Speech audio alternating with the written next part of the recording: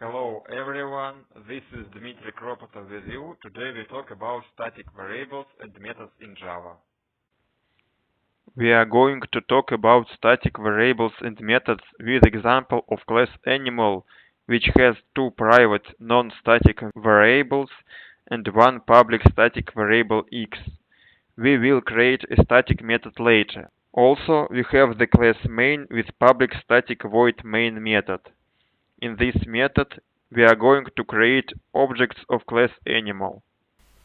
The keyword static means that the variable or method belongs to the class but not to the object of the class, and we can access the variable or method without creating an object of class animal.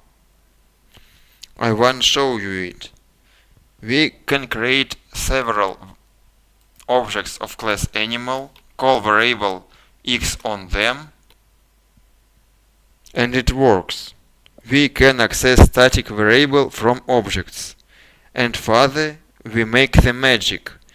We say animal2.x is 2. Print the same for both objects.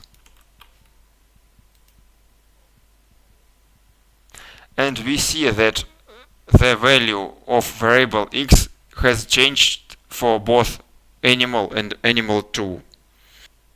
We also can change the value of static variable without an object, and it changes for every object.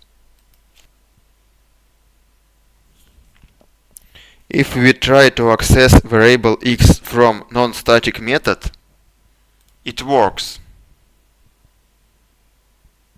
But if we create a static method and try to access non-static variables, it doesn't work. But if we try to access static variable, it works. Why? Because non-static variables exist only for objects. When we have the link to the current object, doesn't exist in static methods. You see, keyword this is red. IntelliJ doesn't understand the keyword this in static method. But it understands Link this for non-static method. Today I showed you that static variables and methods belong to a class, but not to an object of the class. Subscribe to my channel, like and share the video. Here you become an IT profi.